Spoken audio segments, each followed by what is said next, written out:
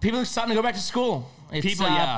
Students are starting to go back to school, and people going about things in different ways. I've come across a video here from Monroe High School in Georgia. This was rad. When did that come out? This video came out this week. So in Georgia, these teachers are, this school's all virtual.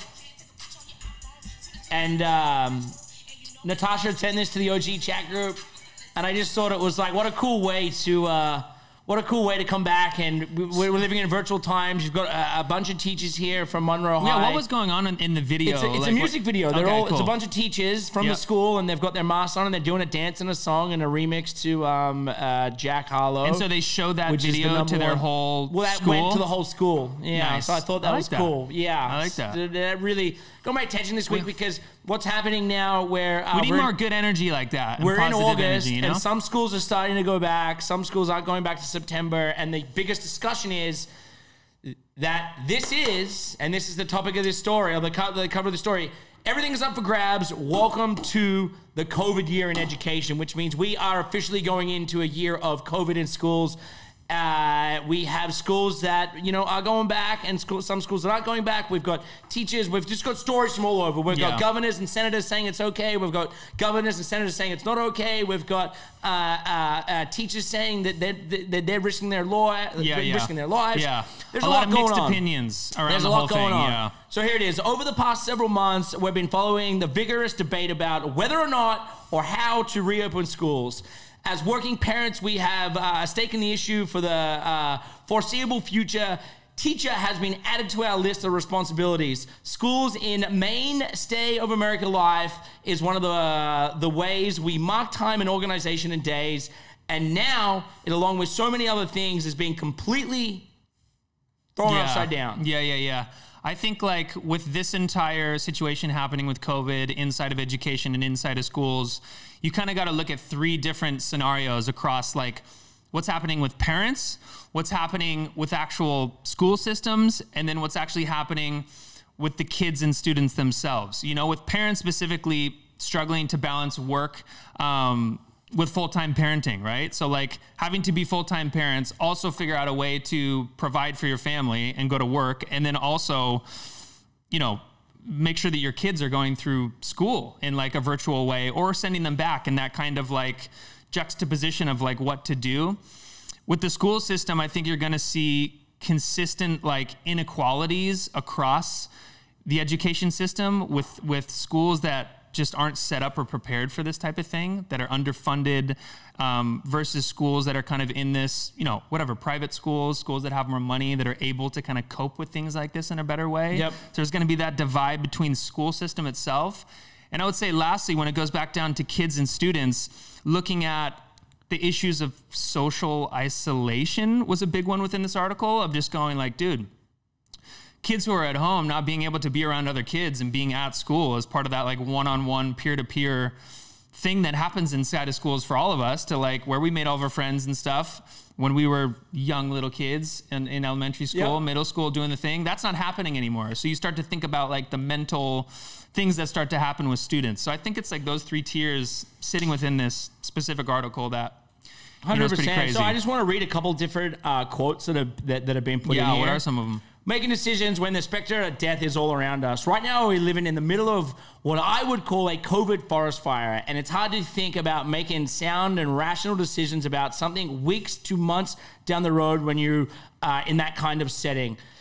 But we need to know, I think it's really important that we look in the next year of kind of our COVID year in education. That means we are going to do things in ways we never imagined, in terms on how we educate our kids, how to respond to what happened in the communities, and how we anticipate what might happen next. And even though it's hard to talk about, we have to understand this is not going to be normal. We need to hold ourselves to be accountable and get through with what's as much grace, wisdom, and much fortunate as possible. Dr. Michael Osterholm, Director of Center of Infectious Disease Research and Policy from University of Minnesota. Yeah. So there are literally areas that we have to think about both sides here. We have to think about the safety of opening up in public schools. I think there's been a huge teardown on the fact that if if people of means or people of funds are able to take their kids out of public school and put them into homeschool or move them to the mountains or do these certain things, those kids are going to be at an ease, right? Those kids are going to have a better advantage of kids. Very small part of the population that's able to do that. You know what I mean?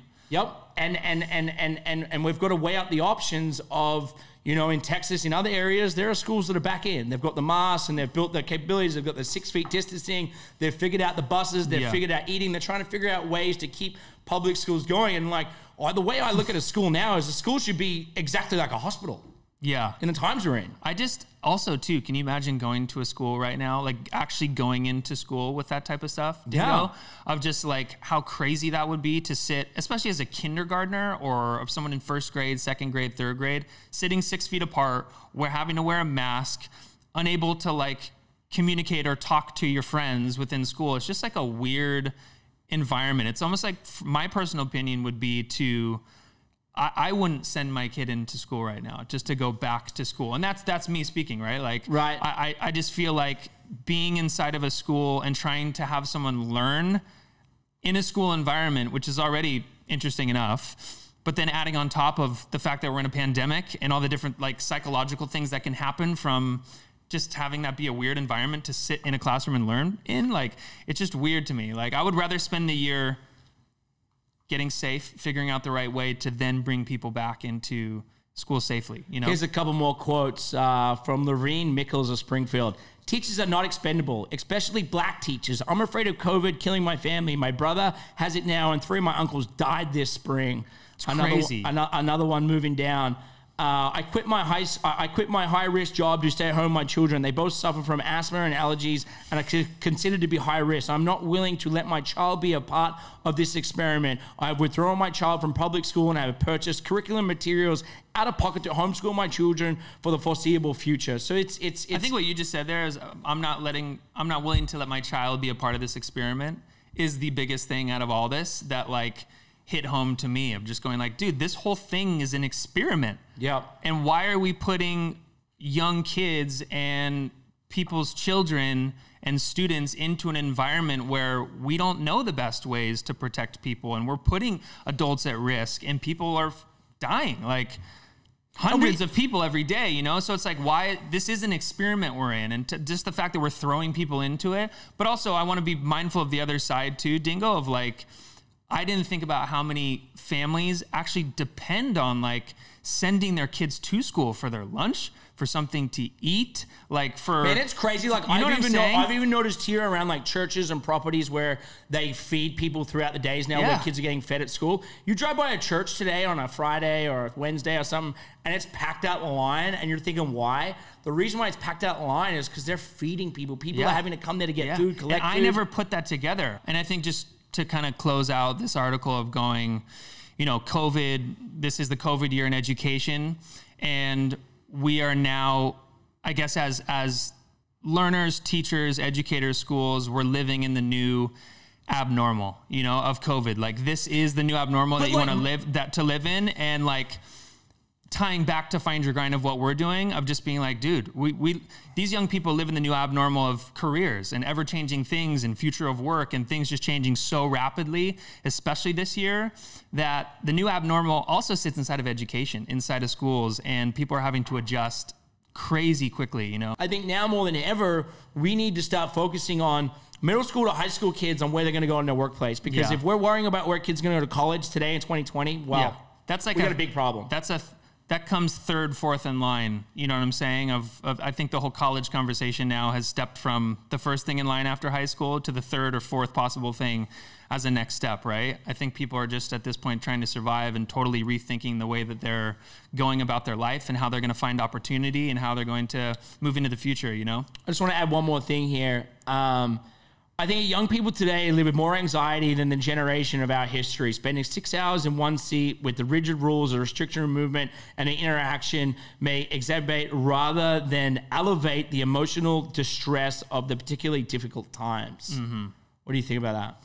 Listen, man, I think that we right now are just, there's no perfect answer to any of this, you know, of whether to send your kid to school or not.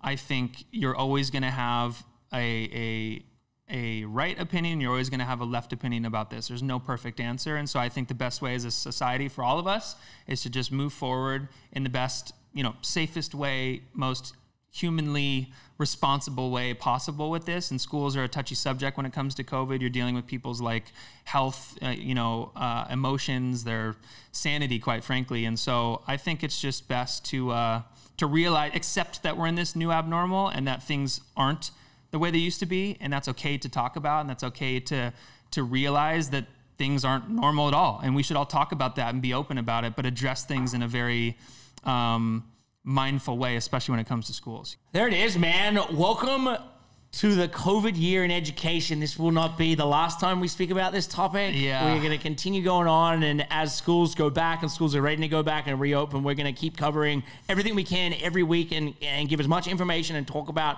what we can talk about and just hope that everybody kind of is support and doing the right thing. Support and love for the teachers, that's what we're all about. Find your guy. Essential workers. Yeah, people putting their lives on the line to help kids and to help students progress and learn and become better people. So shout out to them. And